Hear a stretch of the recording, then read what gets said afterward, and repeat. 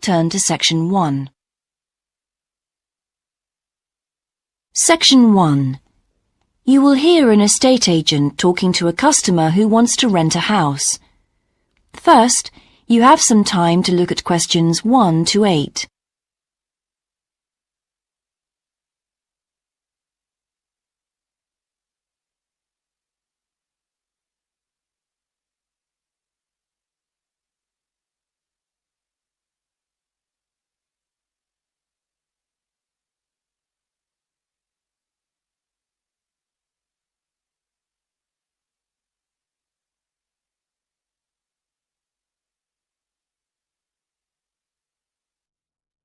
Now we shall begin. You should answer the questions as you listen, because you will not hear the recording a second time. Listen carefully and answer questions 1 to 8. Good morning. How can I help you? Hello. I'm interested in renting a house somewhere in the town. Right. Could I have your name, please? Yes, it's Stephen Godfrey. And tell me how many bedrooms you're looking for. Well, we'd need 4 because I'm going to share the house with 3 friends. OK. There are several of that size on our books. They mostly belong to families who are working abroad at the moment. What about the location? It'd be nice to be central. Oh, that might be difficult, as most houses of that size are in the suburbs. Still, there are a few. What's your upper limit for the rent? We'd like something around £500 a month, but we could go up to £600 if we have to. But we can't go beyond that. Do you know how long you want to rent the house for? The minimum let is 6 months, as you probably realise. We're at college here for 2 years, and we don't want to have to move during that time if we can avoid it. Right. And how soon do you want to move in? All our lets start on the 1st of the month. Well, as soon as possible, really, so that means September 1st. OK, let me have a look at what we've got. We have photographs of all the houses on our book, so you can get an idea of what they're like. There's this one in Oakington Avenue at £550 a month, combined living room and dining room with a separate kitchen. It doesn't have a garage, though you can park in the road. We'd prefer to have one if possible. Right. Then have a look at this house in Mead Street. It's got a very large living room and kitchen, bathroom, cloakroom. How much is it? That one's £580. It's very well furnished and equipped. It also has plenty of space for parking, and it's available for a minimum of a year. Oh, and there's a big garden. I don't think we could cope with that, to be honest. We'll be too busy to look after it. OK. Then there's this older house in Hamilton Road. Living room, kitchen, diner, and it has a study. £550 a month. That looks rather nice. But whereabouts in Hamilton Road? Towards the western end. Oh, that'll be very noisy. I know the area. Yes, it's pretty lively. But some people like it, though. Well, what about this house in Devon Close? That looks lovely. There's a big demand for houses in that area, so prices tend to be quite high. But this one hasn't been decorated for a few years, which has kept the rent down a bit. It's got a living room, dining room and small kitchen, and it's £595 a month. I think it would suit you from what you've said. It sounds fine. Before you hear the rest of the conversation, you have some time to look at questions 9 and 10.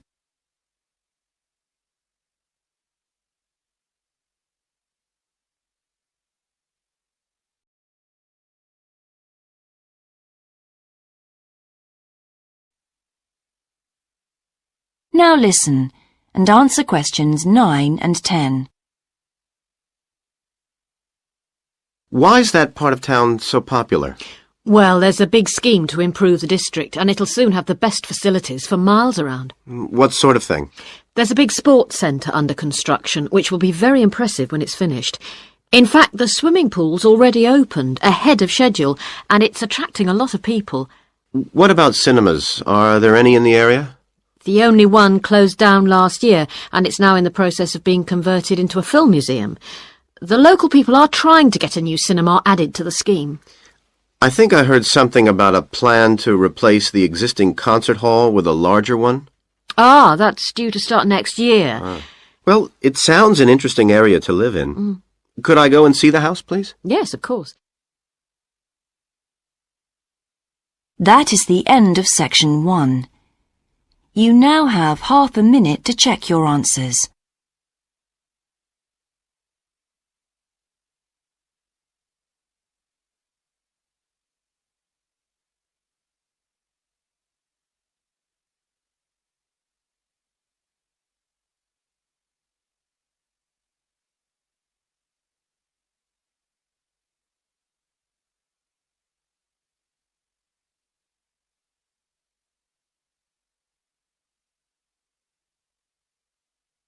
Now turn to section 2. Section 2. You will hear a man talking on the radio about a national arts centre. First, you have some time to look at questions 11 to 16.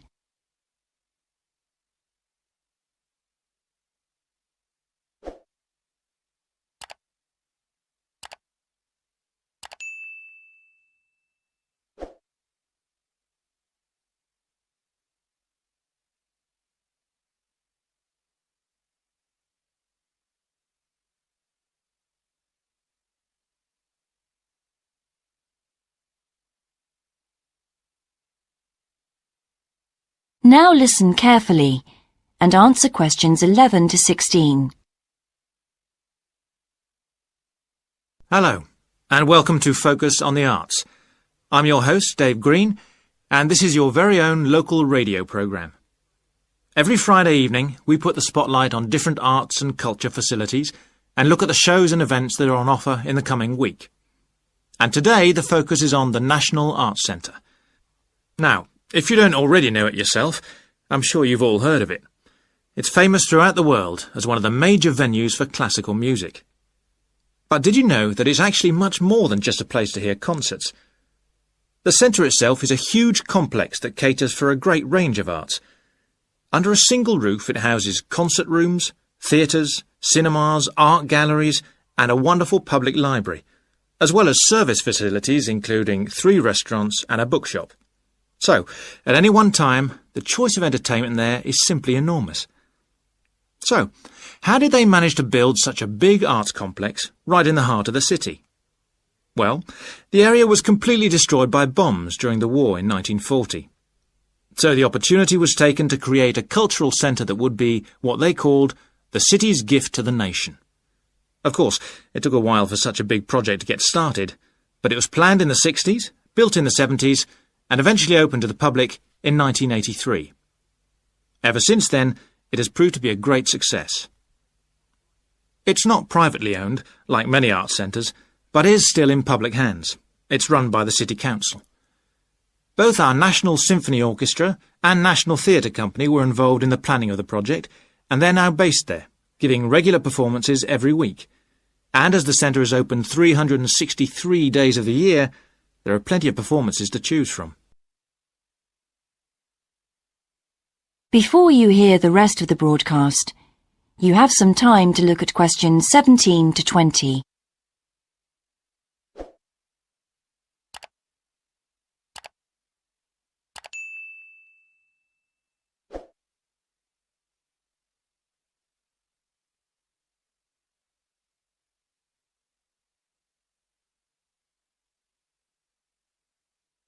Now listen and answer questions 17 to 20.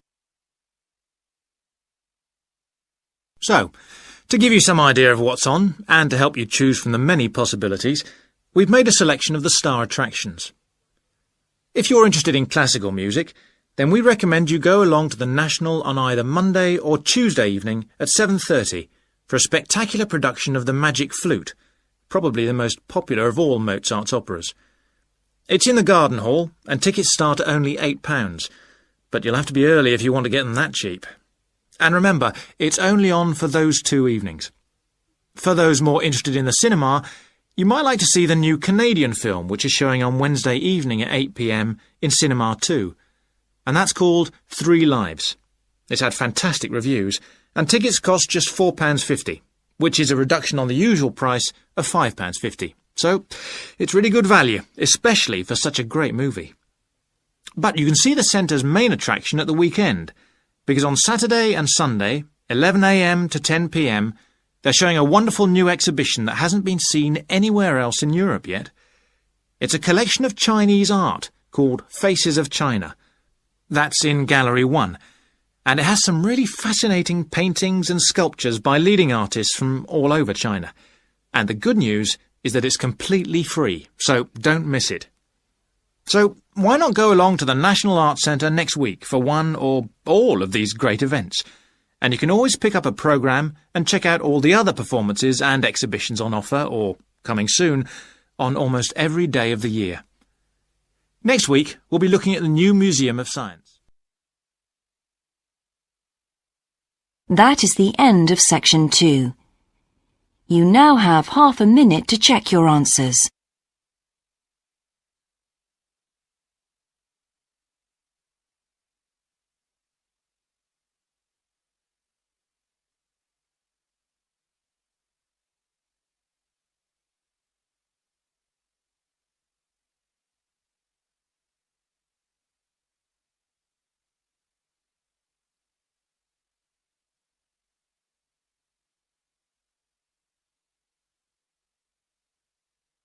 Now turn to section 3.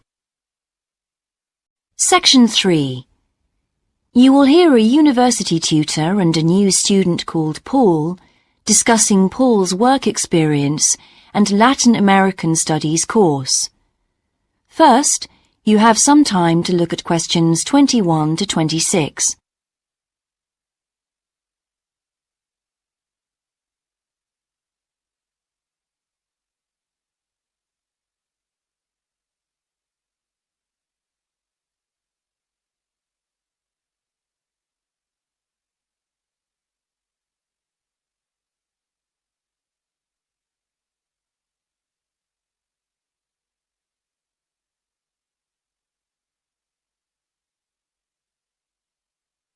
Now listen carefully and answer questions 21 to 26.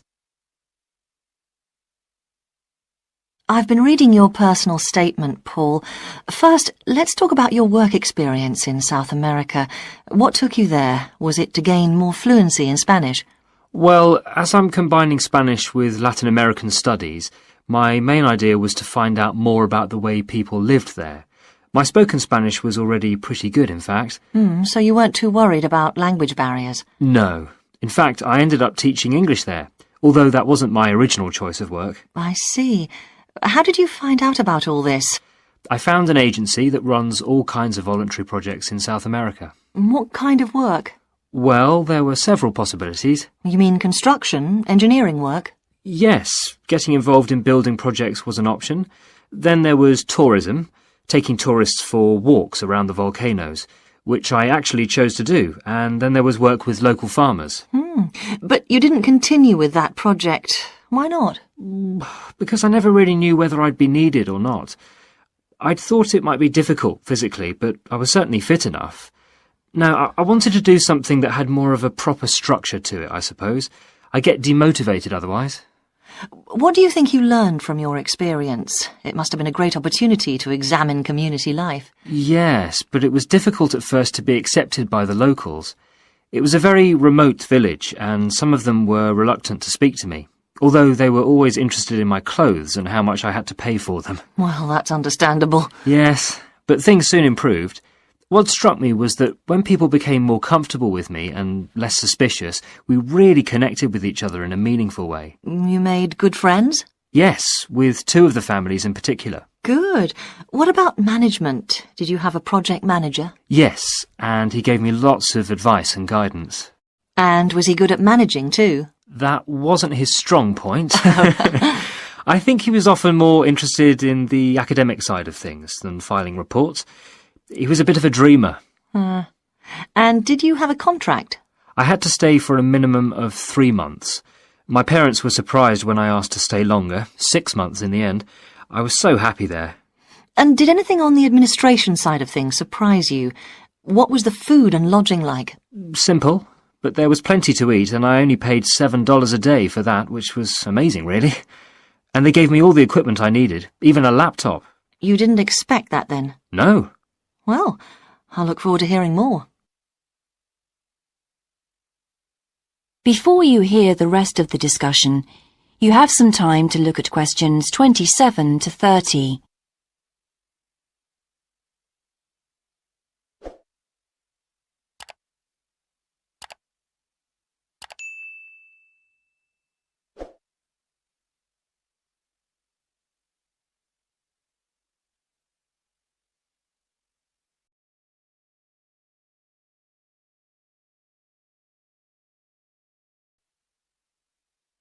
Now listen and answer questions 27 to 30. But now let's look at these modules. You'll need to start thinking about which ones you'll definitely want to study. The first one here is Gender Studies in Latin America. It looks at how gender analysis is reconfiguring civil society in Latin America. Women are increasingly occupying positions in government and in other elected leadership positions in Latin America. I think you'd find it interesting. If it was to do with people in the villages rather than those in the public sphere, I would. OK. What about second language acquisition? Do you think I'd find that useful? Well, you've had some practical experience in the field. I think it would be. I hadn't thought about that. I'll put that down as a definite then. OK. What about Indigenous women's lives? That sounds appropriate. I thought so too, but I looked at last year's exam questions and that changed my mind. Don't judge the value of the course on that. Maybe talk to some other students first, and we can talk about it again later. OK. Yes, and lastly, will you sign up for Portuguese lessons? My Spanish is good, so would I find that module easy? Not necessarily. Some people find that Spanish interferes with learning Portuguese, getting the accent right too. It's quite different in a lot of ways. Well, I'd much sooner do something else then. All right. Now, what we need to do is make a... That is the end of section 3. You now have half a minute to check your answers.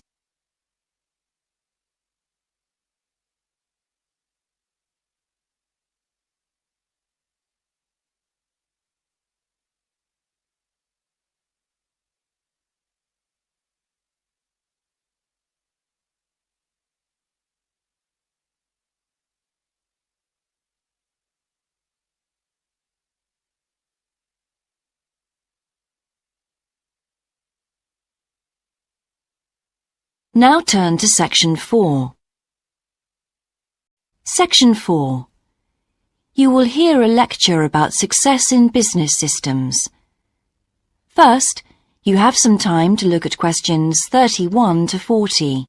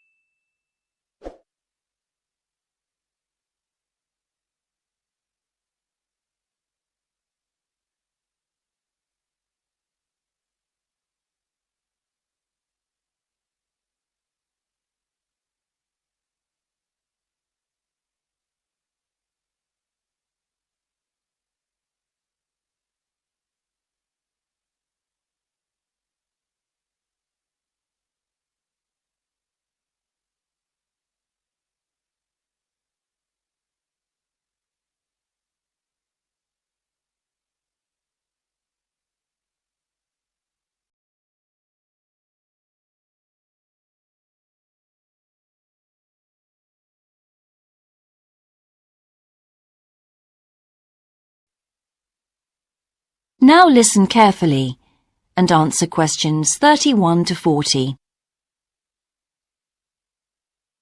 Good morning, everyone. In the last few lectures, I've been dealing with business finance, but now I'm going to move on to business systems. And in today's lecture, I'm going to talk about what can go wrong when businesses try to copy their own best practices. Once a business has successfully introduced a new process, managing a branch bank, say, or selling a new product, the parent organization naturally wants to repeat that success, and capture it, if possible, on a bigger scale. The goal, then, is to utilize existing knowledge and not to generate new knowledge. It's a less glamorous activity than pure innovation, but it actually happens more often, as a matter of fact. However, surprisingly, getting things right the second time is not necessarily any simpler than it was the first time. Now, there's been a lot of research into how companies can repeat their previous successes, and it certainly hasn't been confined to the United States. It seems that most large industries are trying to repeat their own successes and manage the knowledge they've acquired. But even so, it has been shown that the overwhelming majority of attempts fail. A host of studies confirm this, covering a wide range of business settings: branch banks, retail stores, real estate agencies, factories, call centers, to name but a few.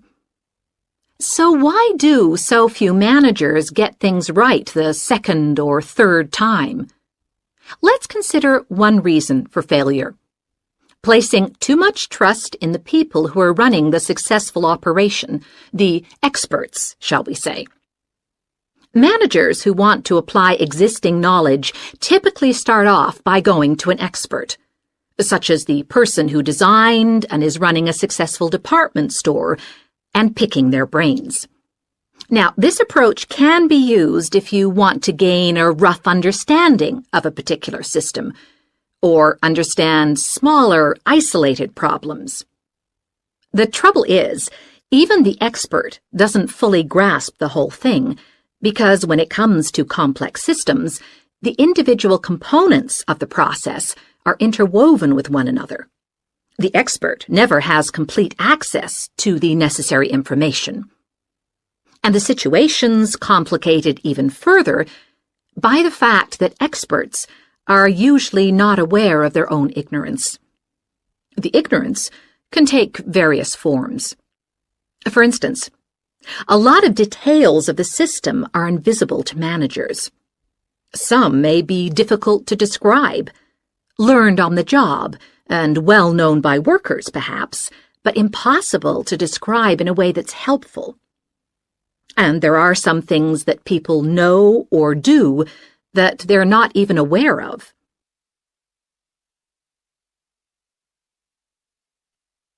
Now, let's consider two types of mistake that can occur when a manager actually starts to set up a duplicate system to replicate a successful process. Firstly, perhaps he forgets that he was just trying to copy another process and starts trying to improve on it. Another mistake is trying to use the best parts of various different systems in the hope of creating the perfect combination. Unfortunately, attempts like these usually turn out to be misguided and lead to problems. Why? Well, for various reasons. Perhaps there weren't really any advantages after all, because the information wasn't accurate. Or perhaps the business settings weren't really comparable. More typically, the advantages are real enough, but there are also disadvantages that have been overlooked. For example, the modifications might compromise safety in some way. So, what's the solution? Well, I don't intend to suggest that it's easy to get things right the second time. It's not. But the underlying problem has more to do with attitudes than the actual difficulty of the task, and there are ways of getting it right.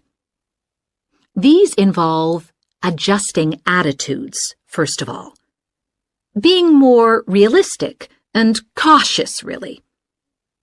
Secondly, they involve exerting strict controls on the organizational and operational systems. And this, in turn, means copying the original as closely as possible.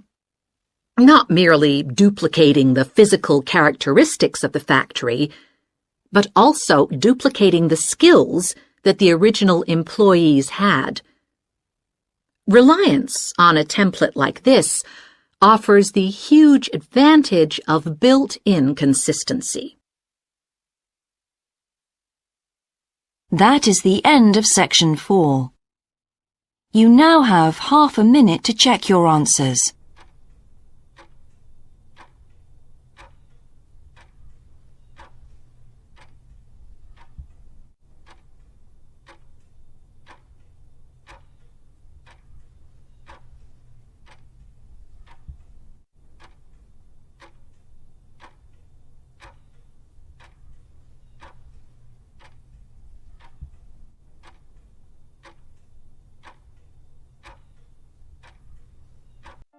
That is the end of the listening test. In the IELTS test, you would now have 10 minutes to transfer your answers to the answer sheet.